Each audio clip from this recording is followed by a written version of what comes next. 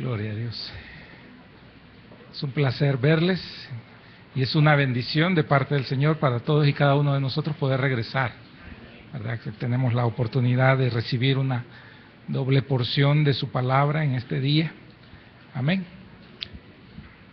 Abramos nuestras Biblias en la carta del apóstol Pablo a la iglesia de Gálatas, en el capítulo número 2 y verso 20. Vamos a ver dos versos. En esta Gálatas vamos a ver solamente el verso 20, 2:20, y más adelante en Filipenses vamos a ver el 4:11. Amén. Dice Gálatas capítulo 2, verso 20, dice la palabra del Señor.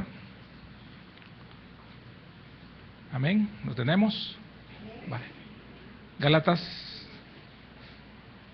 2:20 dice la palabra del Señor: con Cristo estoy juntamente crucificado, y ya no vivo yo, mas vive Cristo en mí. Y lo que ahora vivo en la carne, lo vivo en la fe del Hijo de Dios, el cual me amó y se entregó a sí mismo por mí. Amén. Filipenses 4:11, un poco más adelante, Gálatas, Efesios, y luego sigue Filipenses. En el 4:11 dice la palabra del Señor, verso 11: no lo digo porque tenga escasez, pues he aprendido a contentarme, cualquiera que sea mi situación. Amén. Hasta aquí vamos a llegar. Oramos. Padre, bendícenos a través de tu palabra. Háblanos, Señor, pues somos necesitados. En el nombre de Jesús, Señor, reprendemos todo cansancio, todo sueño, toda fatiga, toda preocupación, todo aquello que quiera distraernos, Padre, de lo que tú tienes preparado para nosotros, Señor.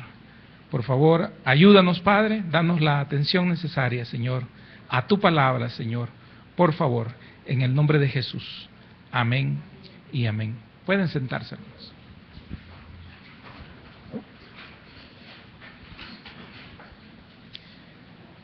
En base a los dos versos que acabamos de leer, el tema es vidas intercambiadas, vidas cambiadas.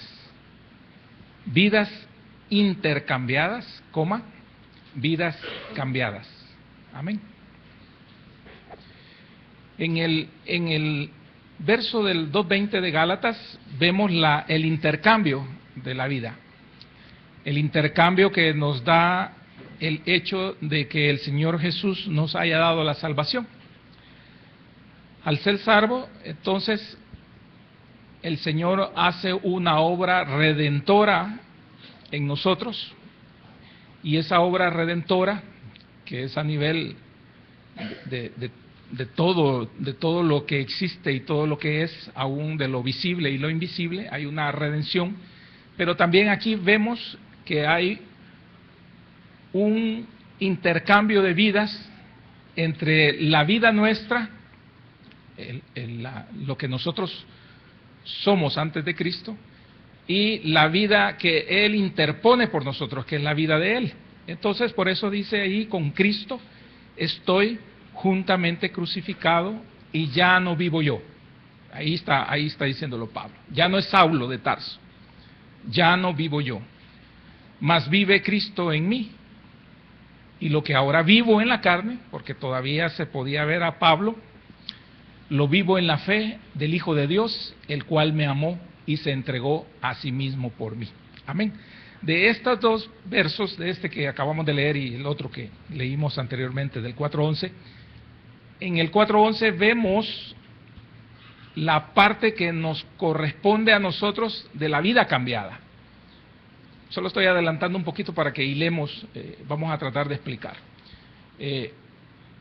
El Señor nos intercambia, o sea, nos da su vida a nosotros, nos hace una nueva criatura, pero ahora que somos una nueva criatura, nosotros necesitamos también poner de nuestra parte para seguir experimentando y manteniendo ese cambio que paulatinamente o progresivamente, como tema teológico, progresivamente nos lleva a un cambio, ¿verdad?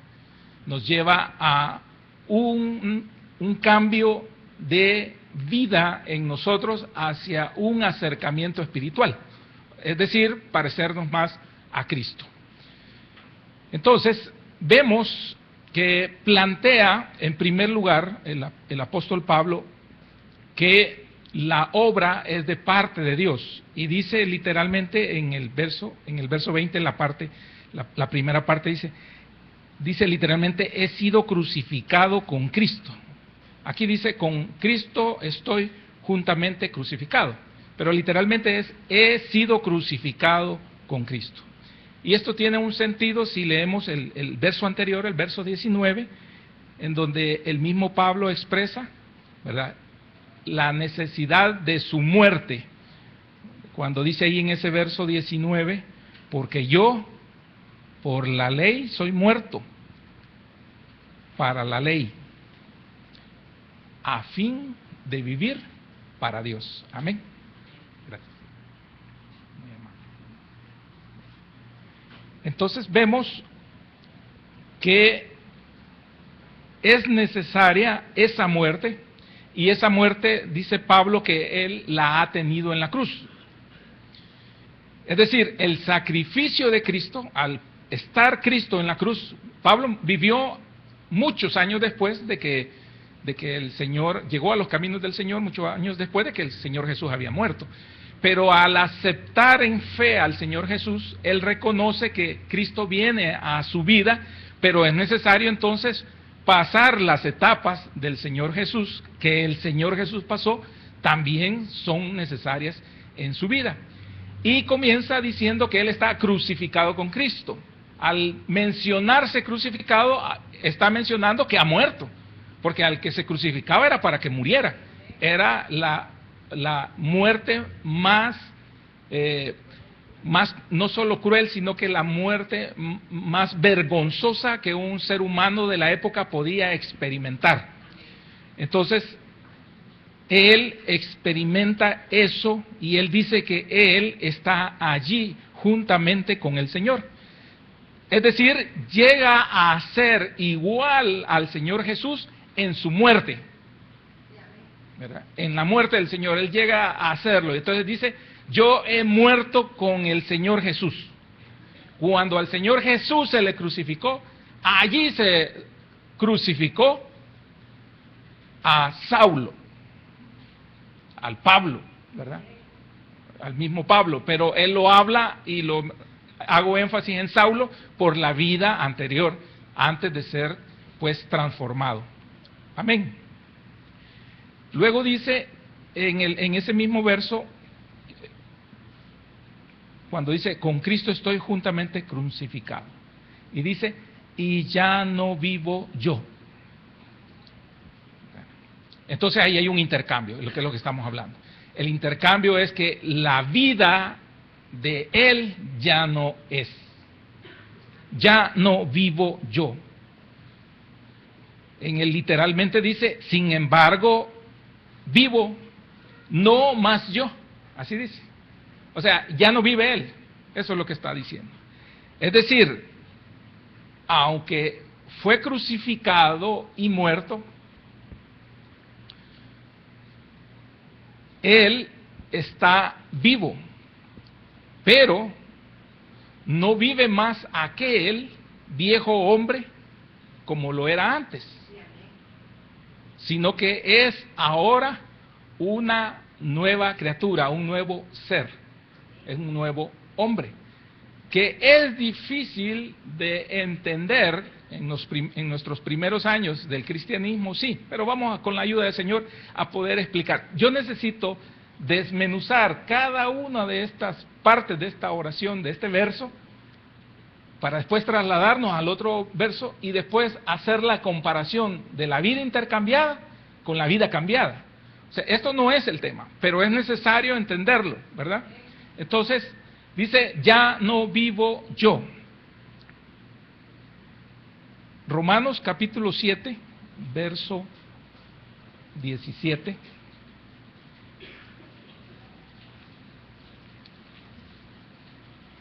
Aquí vamos a ir entendiendo un poquito. Romanos 7, 17.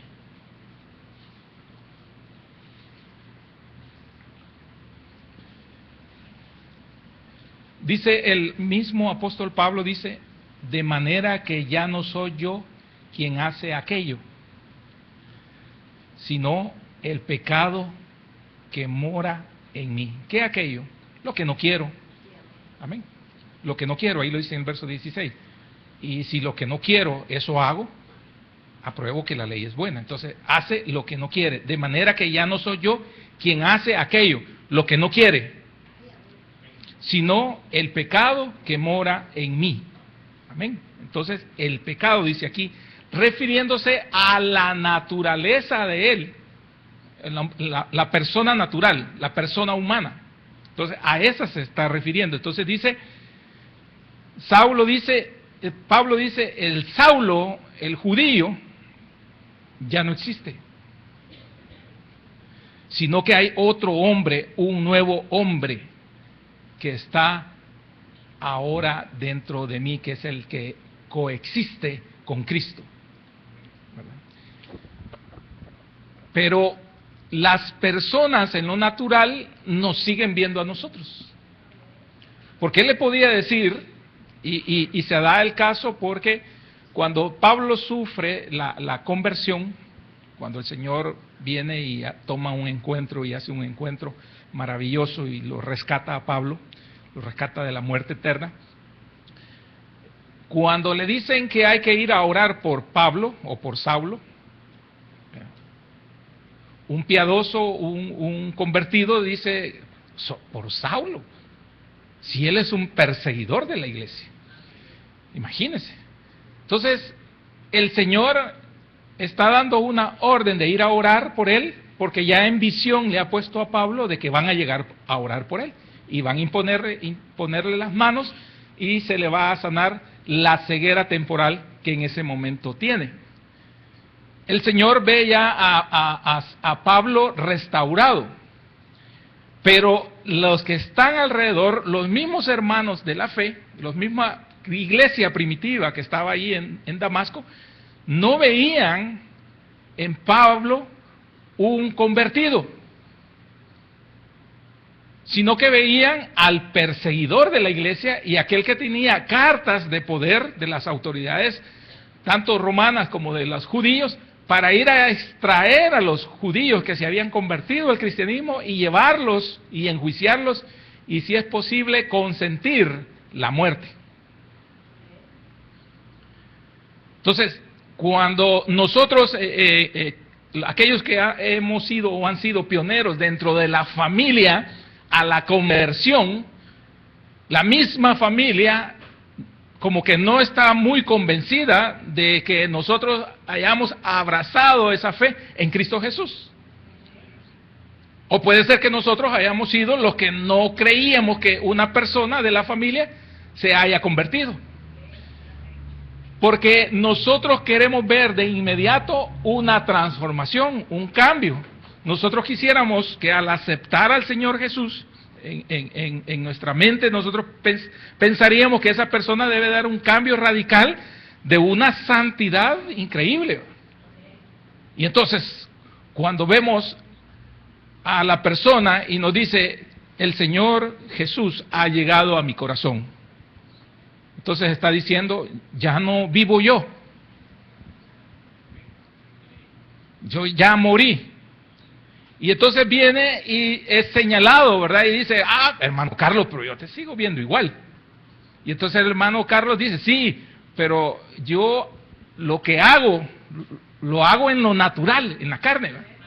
Responde a lo natural, pero yo ya no quiero hacerlo.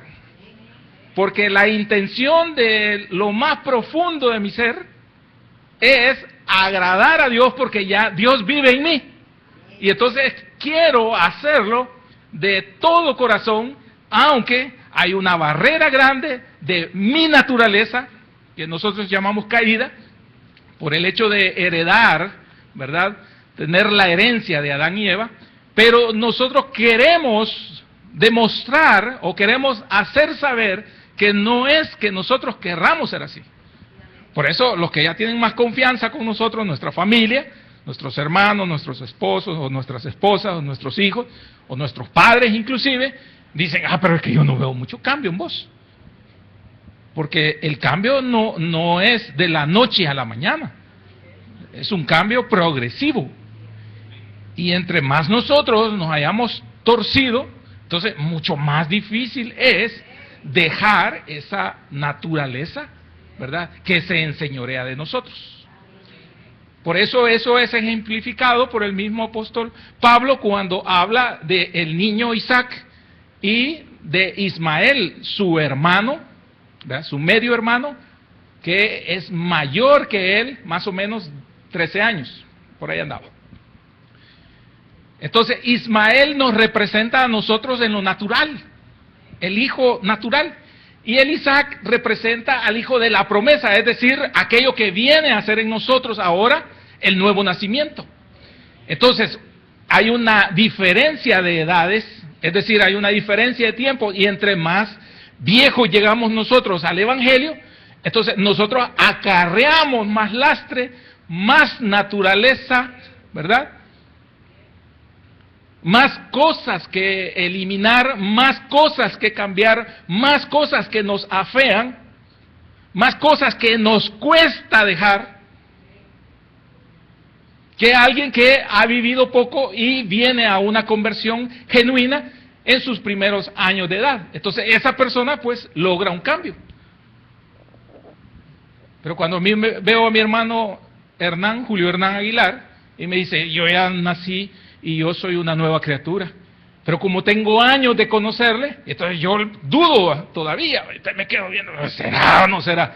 Entonces, en mi naturaleza, puedo juzgar, pero puedo juzgar lo superficial. Y entonces Pablo necesita explicarle, dice, eso que yo hago, que tú todavía puedes señalar, con justa razón, tú señalas de mí que yo tengo muchos defectos, es cierto, ¿verdad? Pero ya no soy yo. Es más, yo no lo quiero hacer, pero lo hago. Porque mi naturaleza va hacia eso. Pero yo ya morí en la cruz con Cristo, yo ya morí, yo ya me fui y fui sepultado con Él juntamente. Y más adelante dice, y juntamente con Él resucité. Saulo ya no existe más. Por eso ahí en Gálatas siempre, volvamos a Gálatas, capítulo 5, verso 24.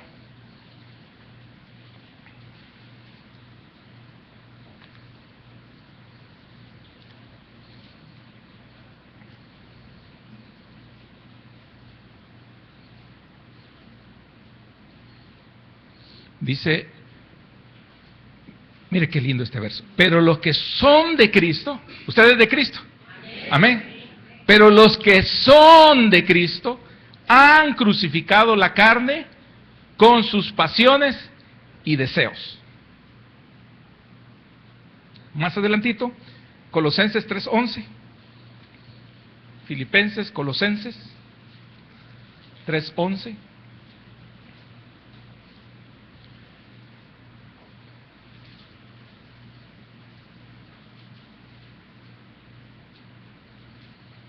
Dice en el 11, donde no hay griego ni judío, circuncisión ni incircuncisión, bárbaro ni escita, siervo ni libre, sino que Cristo es el todo y en todos. Amén. Entonces Cristo está ya en nosotros y por eso habla la Escritura que tenemos aceptación con el Padre.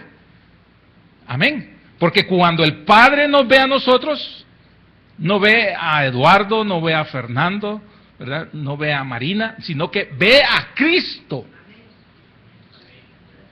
Por eso concede las peticiones de nuestro corazón, porque concede los deseos de aquel que ha triunfado por nosotros y que nos ha sustituido a nosotros y nos da la cobertura total a nosotros, que es Cristo Jesús. Amén. Entonces, hay un nuevo hombre, uno que vive en nosotros, y esa es la base, de Cristo Jesús. Ese es el que vive en nosotros. También lo había anunciado allá en el primer libro de Samuel, capítulo 10 y verso 6, solo para que veamos que también el Antiguo Testamento hablaba de ese nuevo hombre, de ese nuevo ser, de esa nueva naturaleza. Primer libro de Samuel, capítulo 10, verso 6. Mire qué dice la palabra del Señor. Entonces, el Espíritu de Jehová, que es el Espíritu Santo, que es el Espíritu de Dios, el Espíritu de Dios, el Espíritu de Jehová vendrá sobre ti con poder. Y profetizarás con ellos y serás mudado en otro hombre. Amén. Mudado. Amén. Mudado. O sea, eso es cambiado completamente. Como cuando la oruga pasa a ser mariposa. Muda. Completamente. O sea, deja toda una naturaleza y una esencia, una caparazón, ¿verdad? Y se convierte en otro ser completamente diferente. ¿Quién se iba a imaginar que un gusano comedor de hojas se iba a convertir en una cosa tan linda que es una mariposa de colores? Pero era mariposa, aunque fuera gusano. Lo que pasa es que no había llegado la transformación, la mudada que está hablando aquí, que el Espíritu de Dios o el Espíritu de Jehová produce en nosotros, que es lo que está hablando en el primer libro de Samuel. Entonces, otra versión dice, y no soy más yo quien vivo, sino Cristo quien vive en mí. Todo es lo mismo esto, ¿verdad? Volvamos al Gálatas y dice, con Cristo, en el verso 20, con Cristo estoy juntamente crucificado. Dice, y ya no vivo yo, mas vive Cristo en mí. Amén. Hasta ahí vamos. Hasta ahí hemos llegado. ¿Va? ¿Estamos crucificados? ¿Lo entendimos? Sí, amén. ¿Morimos con Cristo? Amén. A la vieja naturaleza, morimos. ¿Va? Entonces, dice que ya no vivo yo, ya lo entendimos también. Hay una naturaleza en nosotros que vive, que obedece, pero que necesita hacer cambios, ¿verdad? Entonces, esos cambios tienen que ser experimentados en nosotros. Y dice también, y ya no vivo yo, mas vive Cristo en mí, que era lo que estábamos viendo. Luego dice, y lo que ahora vivo en la carne, lo vivo en la fe del Hijo de Dios. Amén. Entonces, lo que ahora vivo en la carne, esto viene entonces ahora como un contraste, ¿verdad?, de antes de la conversión. Lo que ahora vivo en la carne contrasta con lo que él había dicho, ya no vivo yo. Ya no vivo yo, ya morí, dijo Pablo. Pero lo que ahora vivo en la carne, porque todavía nos siguen viendo los pies de barro, todavía seguimos cometiendo errores, nos seguimos congregando, seguimos adorando al Señor, pasamos momentos bien espirituales, pero de repente brota la carne en nosotros y friccionamos entre hermanos, como padres, como hijos, como esposos, etcétera, etcétera. Entonces surge una naturaleza ahí que derrama ira, orgullo, ¿verdad?, etcétera, etcétera, etcétera, lo que pongamos. Entonces ahí hay algo de la carne, ¿verdad?, que decide en ese contraste de su vida de conversión exponerlo, ¿verdad?, que aunque lo vive en la carne, lo que queda, él ha entendido que lo tiene que vivir por fe. ¿Por qué? Porque si nosotros nos apoyamos, ¿verdad?, en lo que nosotros somos, o si nosotros queremos alcanzar algo por nuestros propios medios para la causa de Cristo, no podemos. Nos decepcionamos de nosotros mismos, por más que querramos. Hace algunas semanas hablaba con mi hermano Hernán y entonces le exponía de que cuando llegué a los caminos del Señor, yo tenía un compañero que cristiano y él compartía la palabra, se estaba preparando para ser pastor. Y yo le dije a él una vez, fíjate que yo he comenzado a ir a una iglesia, pero a mí me da pena porque yo digo un montón de malas palabras. O sea, mi saludo es bien corto con la gente ahí, le decía, porque si yo llego a abrir mi boca van a salir un montón de malas palabras. Así que estoy viendo cómo hago, le digo. Y entonces me dijo esta persona, y ahí entendí yo, me dijo, vos no vas a poder hacer nada, me dijo. Y fue confrontativa, y me desilusionó de un solo, y me dijo, vos no vas a poder hacer nada, vos no podés cambiar eso, man. Y yo me quedé impactado de lo que me estaba diciendo. Me dijo, no, me dijo, te voy a decir cómo. El Espíritu Santo lo puede hacer, me dijo. Tú no podés, me dijo. Pero si tú le pedís al Espíritu Santo, en oración, me dijo, y constantemente tú te estás encomendando para que te ayude, porque ese te lo han dejado, me dijo, para que te ayude. Yo sin saber Biblia, ya entiendo que es el ayo que dejó el Señor Jesús. Pero yo no sabía, y entonces me dice, no, el Espíritu Santo. Y mire, le hice caso y empecé a obedecerle en eso, y empecé a decirle, Señor, yo no puedo. Señor, yo no puedo, yo no sé qué hacer, pero a mí me da vergüenza, me da pena, y no quiero ser avergonzado en público porque no puedo hablar. Porque lastimosamente donde yo había trabajado, ese era pan diario para todos, ¿verdad? Y en el trabajo anterior hasta de lujo me servía hablar así, ¿verdad? Y aún delante de autoridades, y yo no me daba cuenta de lo mal que estaba y de lo feo que estaba, ¿verdad? Yo creía que la gente lo celebraba para bien, pero era terriblemente decadente con eso, ¿verdad? Con el lenguaje.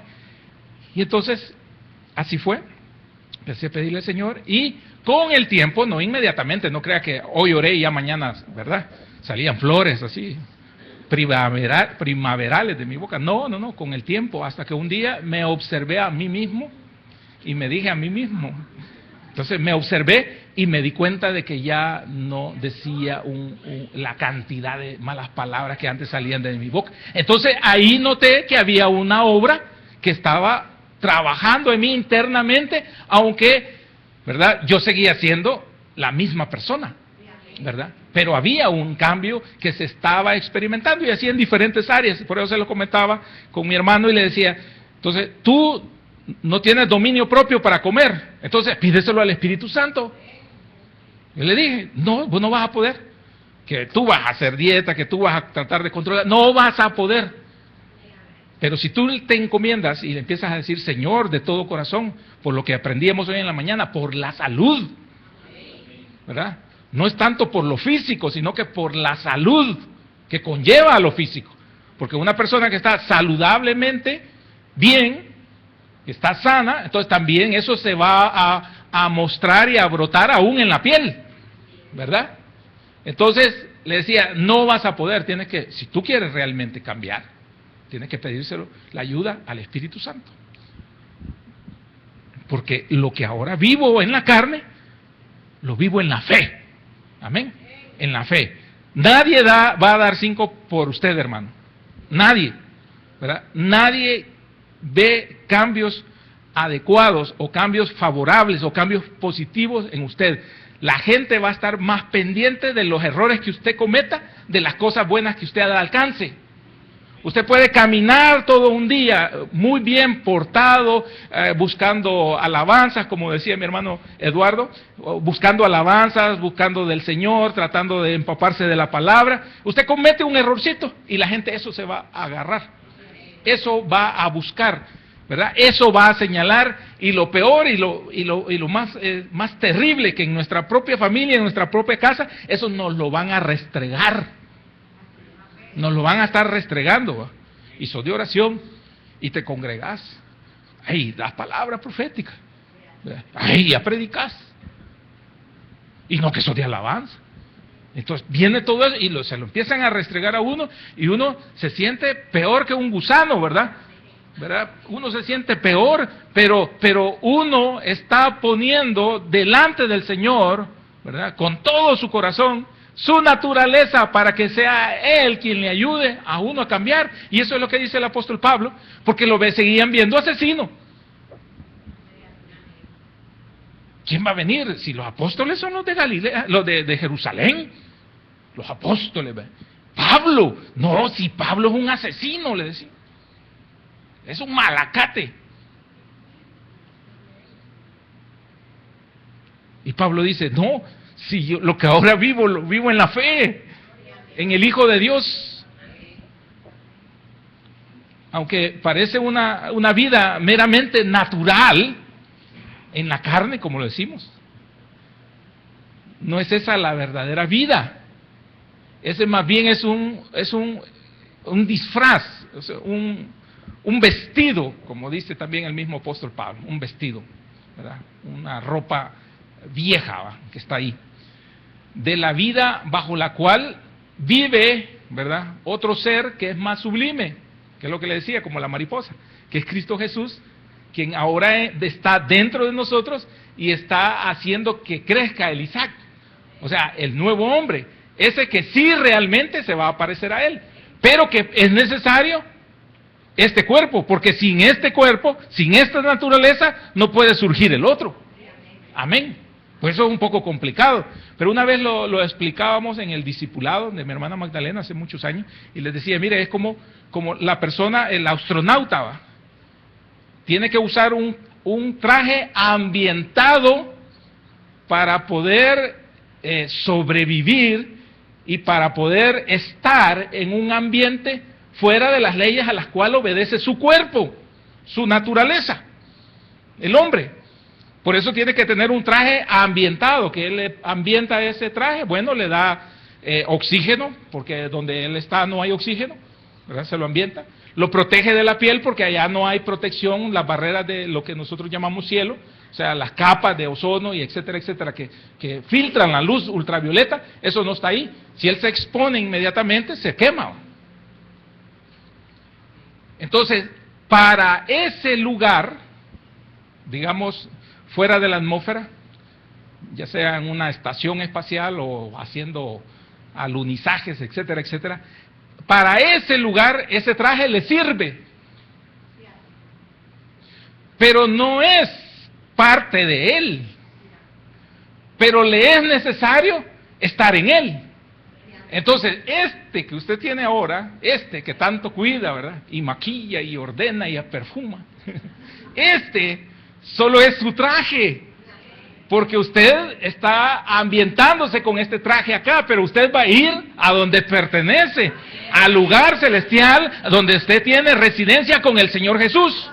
Entonces, cuando usted vaya allá, ya no lo va a necesitar. Amén. Gloria a Dios. Gloria a Dios.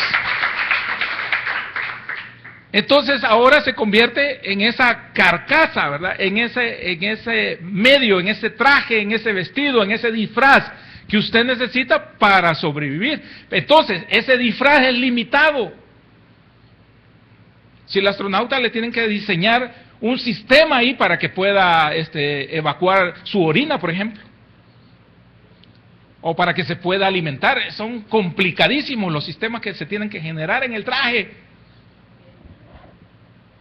Es limitado el traje. Entonces, igual, este traje que nosotros tenemos ahora, que le llamamos carne, esta naturaleza es limitada. Entonces nos afea espiritualmente.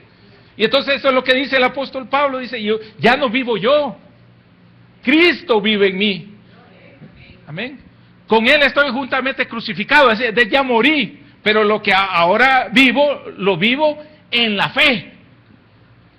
Porque ustedes pueden señalar 1000 defectos en mí y los tengo, si es cierto, porque mi traje me limita. Así ha sido diseñado, me limita, pero cuando ya no esté con este traje, cuando yo vuelva a donde pertenezco, entonces allá voy a tener libertad, porque allá voy a ser totalmente espiritual y entonces allá voy a estar bien. Por eso era necesario, ¿verdad?, la transformación por parte del Señor Jesús en esa glorificación preciosa que nos va a dar. Amén. En un instante, en un abrir y cerrar de ojos, seremos transformados. Esa transformación es todo aquello que nos faltaba, ¿verdad? Porque nosotros seguimos constantemente, progresivamente, luchando por ser diferentes. Pero en ese luchar, un día nos va a alcanzar la venida del Señor. O vamos a reposar. Pero en un instante vamos a ser transformados. Entonces, ese cuerpo que nos van a dar, ese es el verdadero cuerpo, que es el cuerpo apto para estar en la presencia del Señor. Esto no puede ir a la presencia del Señor, ¿verdad? Eso es como que el astronauta viniera y se quedara aquí en la Tierra y anduviera todo el tiempo el traje. Qué ridículo, ¿verdad? Si el traje estaba diseñado para allá, limitado y todo, pero era para allá. Y aquí ya no le sirve. Imagínense que todo el tiempo anduviera con el traje. El calor, la incomodidad, ¿verdad? Todo lo que va a experimentar. Aparte de eso, las burlas, porque somos buenos para burlarnos de los demás. Amén. Entonces experimentaría un montón de cosas que no son, ¿verdad?, las adecuadas para él. Entonces, esta carne, este cuerpo, esta vida humana, esta naturaleza, ¿verdad?, está limitado. Está limitándonos. Por eso dice, lo que resta lo vivo en la fe del Hijo de Dios. Ahora, esta fe contrasta con lo de la carne, porque seguimos en la carne.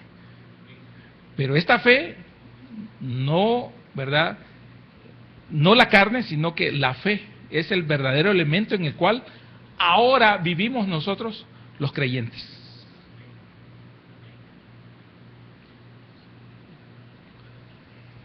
Romanos 6:6.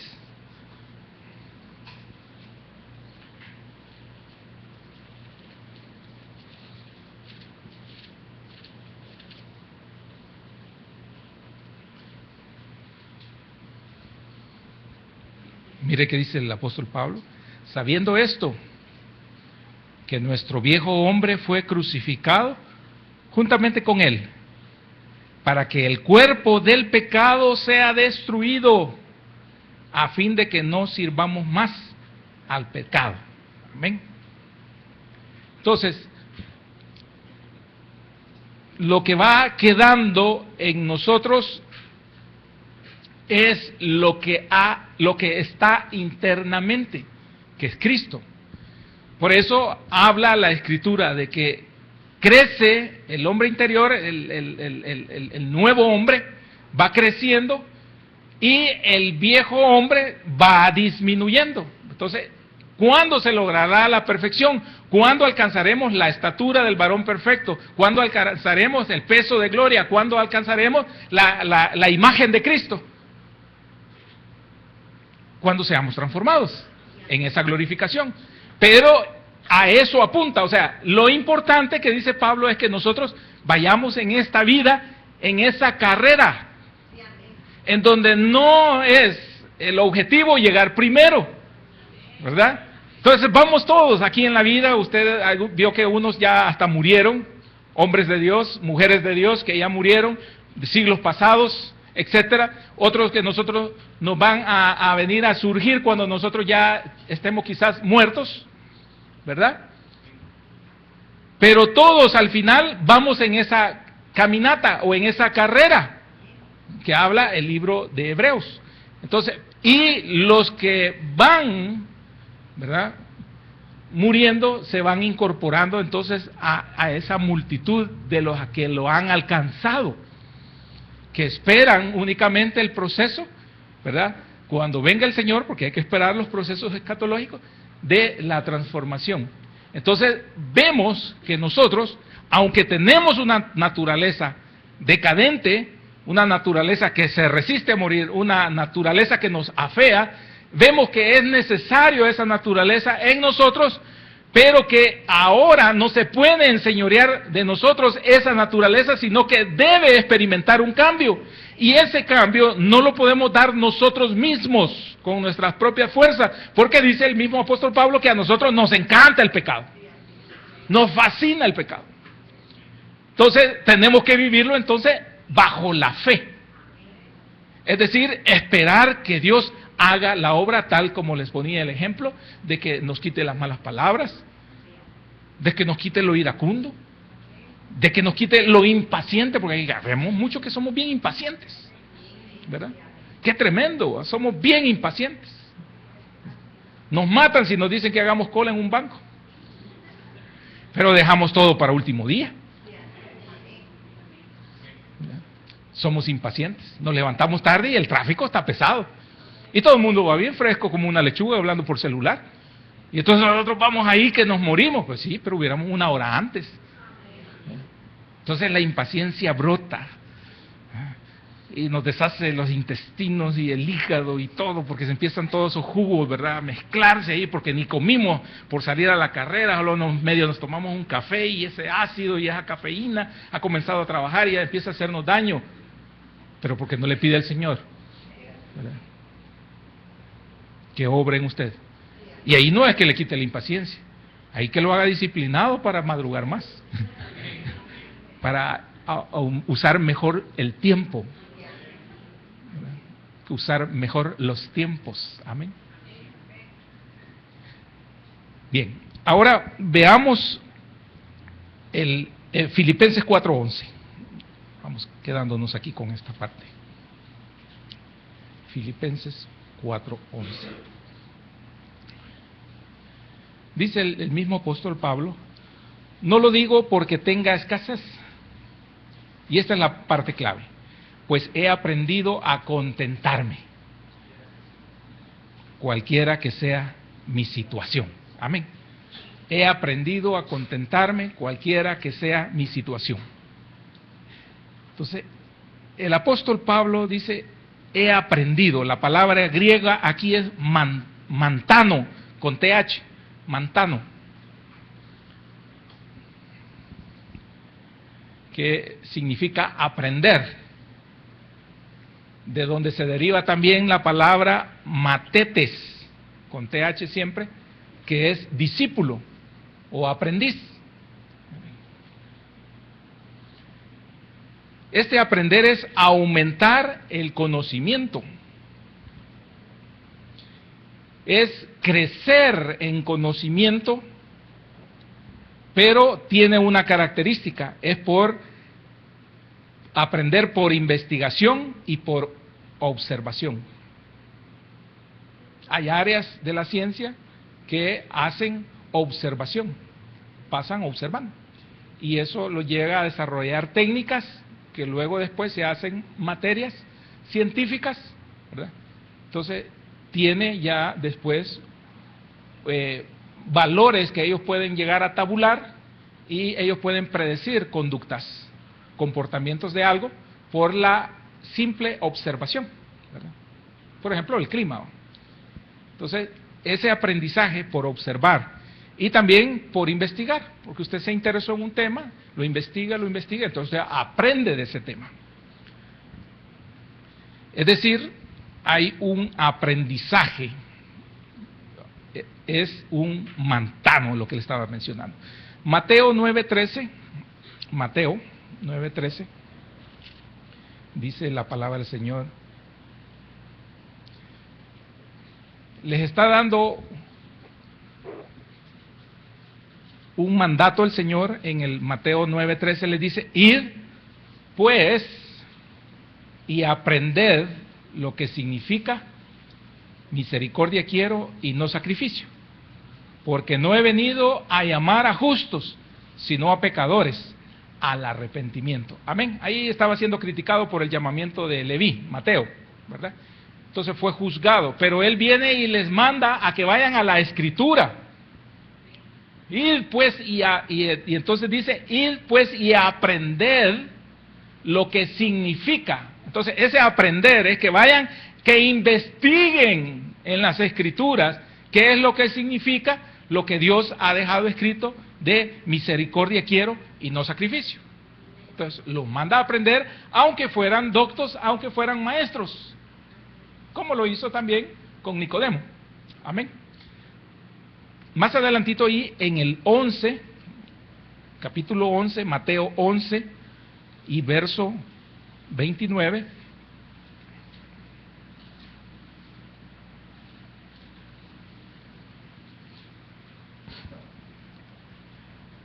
dice, llevad mi yugo sobre vosotros y aprended de mí, que soy manso y humilde de corazón, y hallaréis descanso para vuestras almas.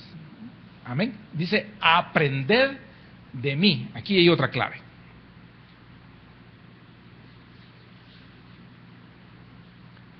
es decir, aprender de Cristo, del Señor Jesús, de sus enseñanzas. Pero alguien dijo que el verdadero cristianismo no significa en repetir lo que Él dijo, sino en hacer lo que Él dijo. Ese es el verdadero cristianismo. Entonces, el Señor dice, aprended de mí, que soy manso y humilde. No les está dando un marco teórico, sino que les dice que Él es un ejemplo de lo que Él hace. Entonces, el aprendizaje para los discípulos era por medio de la observación, de lo que el Señor Jesús hacía, pero era necesario la experimentación de ellos. Bueno, porque el Señor Jesús nos dijo, fíjense que Dios da el poder de sanidad. ¿No? Él veía la necesidad de sanidad y obraba en el nombre de su Padre. Ya sea reprendiendo la enfermedad, reprendiendo demonios o hablándole directamente acerca de los pecados. Pero obraba en esa forma, o sea que era un ejemplo de cómo obrar. Entonces los discípulos estaban aprendiendo como Él hacía, como Él decía.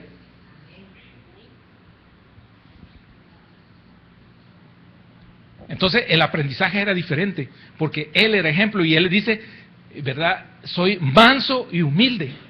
Hablando de una mansedumbre y una humildad que había en su corazón. Y eso les iba a permitir a ellos encontrar descanso para sus almas, que era el otro punto, que era el objetivo de eso. Pero dice, aprender, que era lo que el Señor Jesús quería. Un proceso, ¿verdad?, de aprendizaje. Un conocimiento más allá de lo doctrinal. No nos quedemos solamente en leer y en decir, sí, es que Jesús fue el Hijo de Dios, y saber las fechas, de verdad, de un montón de cosas. No, sino que experimentarlo en la vida práctica, en la vida diaria, que es donde se vuelve uno un verdadero cristiano, ¿verdad? Entonces, ahí el Señor nos lleva en ese proceso de aprendizaje a un intimar con Él. Es decir, a disfrutar de la primera persona en el sentido de disfrutar del Señor Jesús.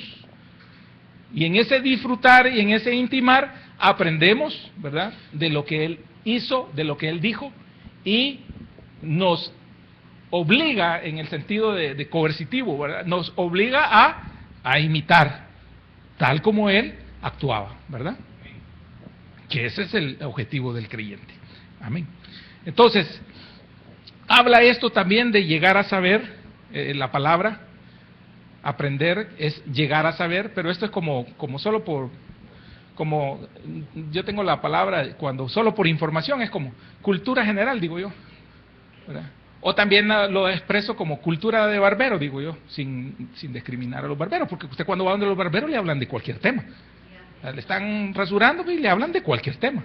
Entonces, como cultura general, digo yo. Es decir, un saber, por ejemplo, ahora, ¿cómo quedó el equipo tal con el equipo tal? Quedaron tal. Conocimiento, un saber, nada profundo. También esta misma palabra se ocupa para eso. Y también el objeto más, el de la palabra, el objetivo más importante de esa palabra es el uso y práctico. Es decir, el aprendizaje por uso y la puesta en práctica, ¿verdad? Entonces, para adquirir el hábito, ¿verdad?, para adquirir un hábito o para llegar a hacerlo costumbre. Es decir, se nos enseña qué es la oración, pero la oración no es un marco teórico. La oración, sí, ya sé qué es. Los grandes hombres de Dios oraban. No, es para que usted lo ejercite, para que usted todos los días ore, ¿verdad? Y no solo por la comida, como aprendíamos, ¿verdad? Y no solo aquella oración de demanda, ¿verdad?, sino que aquel diálogo en donde usted siente la necesidad de entablar una conversación, un desahogo, ¿verdad?, donde usted quiere expresar lo que usted siente por el Señor, donde usted le quiere decir cómo se siente también, ¿verdad? No necesariamente pidiendo, pero es un ejercicio. Entonces, eso lo va a llevar a un uso. Use la oración, o sea, practique la oración, viva de la oración, haga esa disciplina, ejercítese en la oración, y eso entonces lo lleva también a un aprendizaje. Hay que hacerlo costumbre. Es decir, hay que estar acostumbrado a algo. Si usted tiene la costumbre de congregarse, ¿verdad? Porque también a uno en las cosas seculares le enseñaron, ¿verdad? Usted le enseñan que después de levantarse, ¿verdad?, ordenar su cama y después bañarse. Desde chiquito le enseñan eso, usted se disciplina a eso, ¿verdad? No tiene problemas después, ¿verdad? No tiene problemas. Usted sabe que, ¿verdad?, ordena su cama, se va, se baña, prepara su ropa, se cambia, usted tiene un orden para cambiarse. Esos son rutinas, ¿verdad?, de aprendizaje que usted recibió y que se han vuelto costumbre, y son buenas costumbres, es decir, son buenos hábitos. Es como lavarse las manos, lavarse los dientes, restregarse cuando se baña, no solo para eliminar la piel muerta, ¿verdad?, sino que también para ese buen hábito de evitar enfermedades cutáneas de la piel, etcétera, etcétera. Pero no es el punto, pero sí hay un aprendizaje, a eso me refiero. Entonces, en ese sentido de aprendizaje, primera carta a Timoteo 5:4,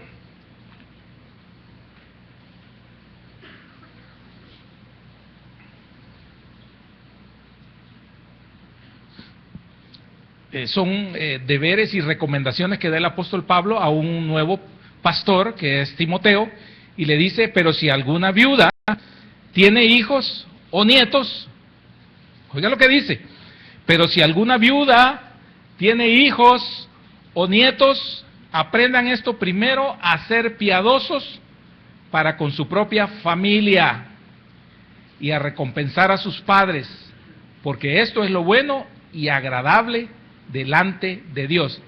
Es decir, que recomienda el apóstol Pablo que en esa iglesia donde estaba este pastor Timoteo, se les enseñara a los hijos y a los nietos de las viudas que empiecen con su ayuda en la casa, para que no anden pidiendo, ¿verdad?, las viudas, sino que el sustento y el primer sustento venga de aquellos que pueden y que están dentro de la familia. Entonces dice, para que aprendan, hay que enseñarles, ¿verdad?, aprendan estos primero a ser piadosos. Está hablando de un aprendizaje ahí, y ahí mismo también cerquita en Tito 3:14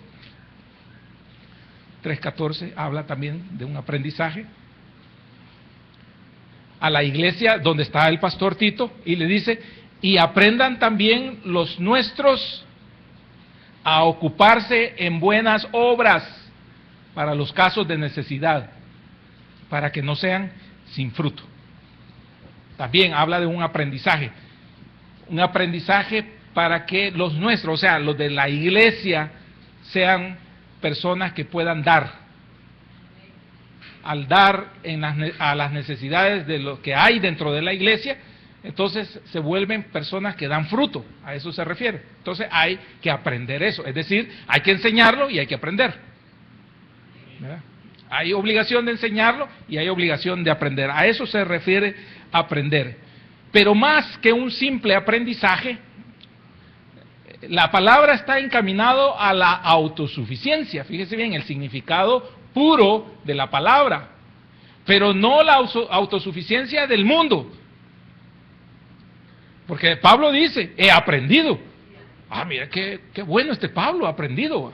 Pero no ya lo vamos a ver en el contexto. He aprendido, porque dice Pablo, he aprendido.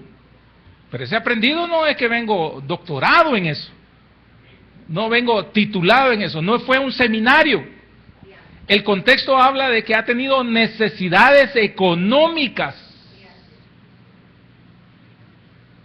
He aprendido, ¿verdad? Y más adelante también lo explica. Entonces, más que un simple autoaprendizaje o un derecho de autosuficiencia, esto lo que expresa es la dependencia de Pablo acerca de su dependencia de Dios. Y si han habido logros en Pablo, él lo expone como que es Dios quien ha logrado eso, porque él no tenía la capacidad para lograrlo. Si hay algo bueno en nosotros, igual es Dios quien lo ha logrado.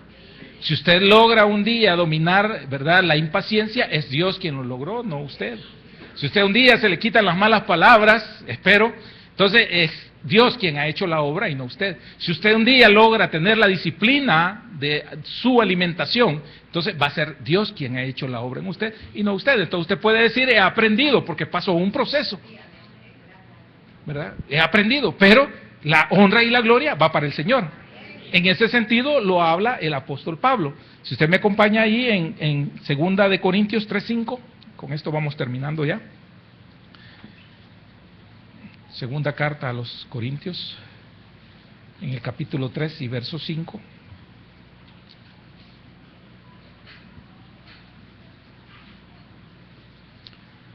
No es que seamos competentes, dice ahí, no que seamos competentes por nosotros mismos, para pensar algo como que nosotros mismos, sino que nuestra competencia proviene de Dios. O sea, quien nos faculta, quien nos capacita, es Dios. Eso está diciendo. Y ahí en Hebreos, más adelante, 13:5.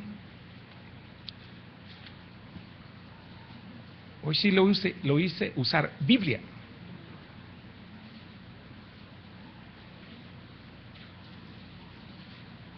Dice el verso 5, sean vuestras costumbres, o sea, tus buenos hábitos, ¿verdad?, sin avaricia, contentos con lo que tenéis ahora, porque Él dijo, no te desampararé ni te dejaré. Miren lo que les dice el Señor, no te dejaré ni te desampararé.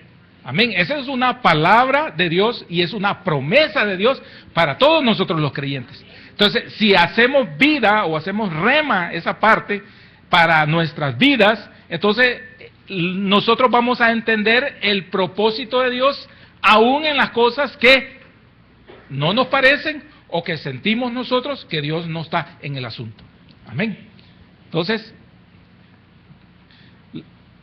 concluyamos. Ya para buscar esto, entonces, el apóstol Pablo no solo conoció a Cristo, o no solo conocía a Cristo, sino que había llegado a forjarse Cristo en su vida, ¿ya?, a través, fíjese bien, ¿de qué? De las pruebas del tiempo. Amén. Cuando el apóstol Pablo dice, he aprendido, es cierto, señala necesidades de bienes materiales, es cierto, él tenía necesidades materiales para su sustento, había estado en dificultad de alimentarse, pero por medio de tales experiencias, o sea, por la necesidad, por el hambre, que sin duda, ¿verdad?, marcaron un tiempo, se produjo un cambio en él, un cambio progresivo y definitivo en su carácter. Por eso él logra y dice después, he aprendido a contentarme cualquiera que sea mi situación. Amén. Nosotros repetimos esa parte, pero esa es una parte muy difícil.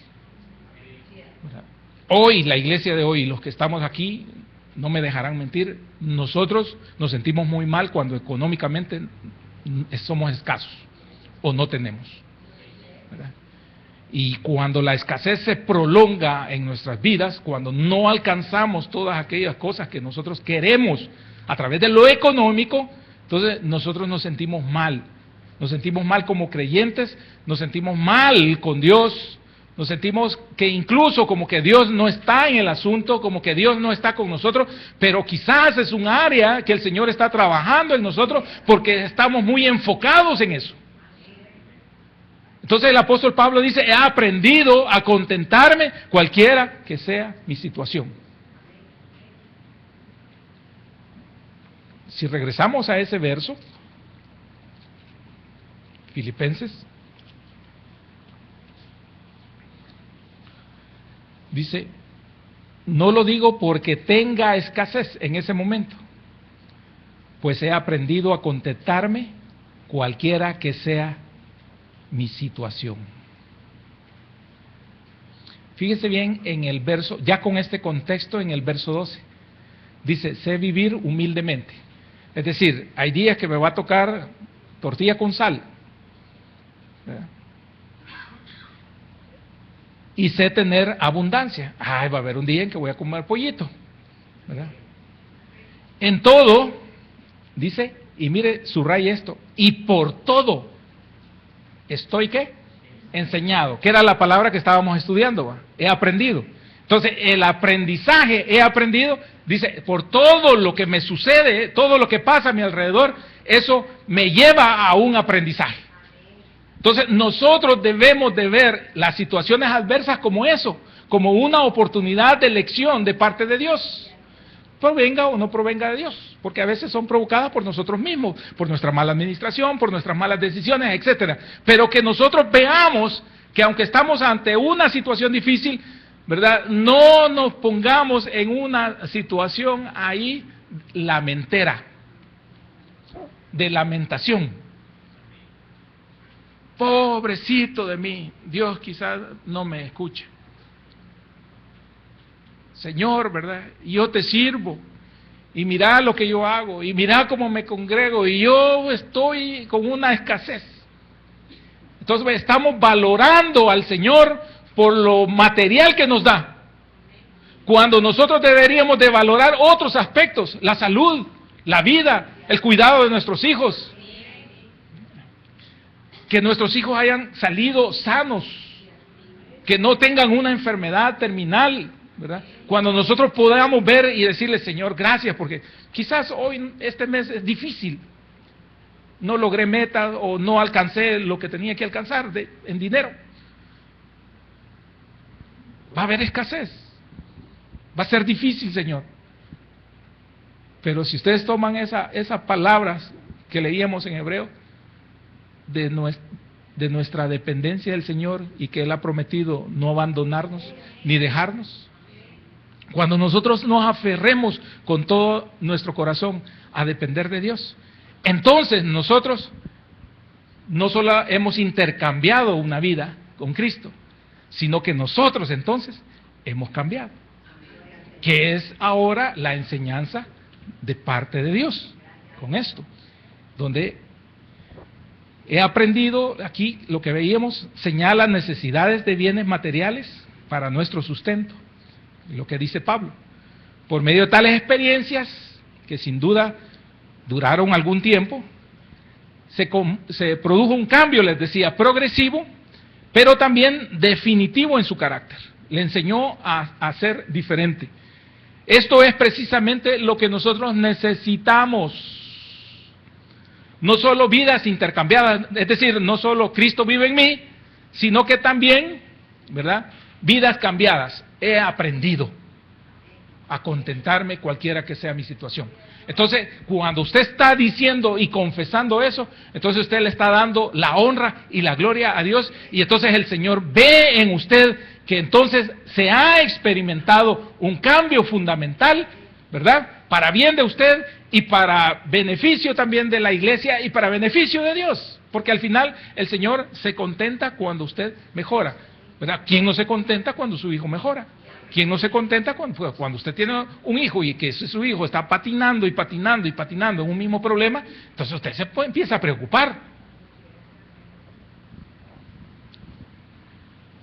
Entonces, hoy sí, necesitamos no solo vidas intercambiadas de Gálatas, ¿verdad?, 2:20, sino que también vidas cambiadas.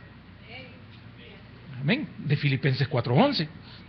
Por supuesto que no es posible la segunda, es decir, la vida cambiada, sin la primera, porque es necesario que Cristo venga a nuestras vidas. Pero el Señor quiere definitivamente la segunda, que nosotros seamos como Pablo, diciendo que he aprendido a contentarme cualquiera que sea mi situación. Amén. Que usted aprenda a decir esto. Con estos procesos, el Señor quiere operar un cambio en nosotros, ¿verdad?, para llevarnos a una verdadera transformación. Es decir, que las pruebas, las dificultades, las adversidades difíciles de llevar, no la debemos de interpretar equivocadamente, ¿verdad? Como castigos de Dios, ¿verdad? Sino que más bien veamos que son oportunidades para formar nuestro carácter. Amén. Porque ¿cómo alguien va a decir que ya no es iracundo? No es encerrándose en la casa, o como hacían algunos en esos monasterios allá en las peñas de las altas montañas. Claro, si ahí ni la mosca lo van a molestar, ¿cómo va a manifestar la ira?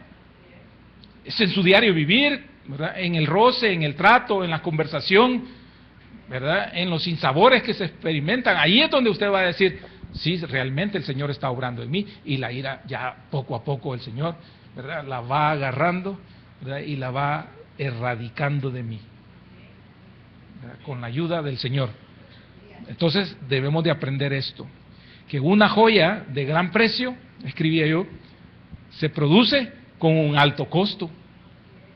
Entonces, te veo esos relojes de más de $5,000, ¿verdad?, así son los costos también, son elevados, son mano de obra altamente calificada, materiales de alta calidad. Ahora, ¿usted quiere una imitación china? Dije un nombre. ¿Usted quiere una imitación barata? Le va a costar menos de $10. Pero Dios no quiere una imitación de su vida. Es decir, como le decía una vez al hermano, no lo quiere en chino, pues. El Señor lo quiere de alta calidad, ¿verdad? Y para eso usted necesita no solo una vida intercambiada, sino que una vida cambiada también. Que el Señor añada bendición a su palabra. Ese es el mensaje, al final. Que usted pueda cambiar. Que usted pueda cambiar comprendiendo que la mano de Dios está en todo. Amén. Gloria a Dios.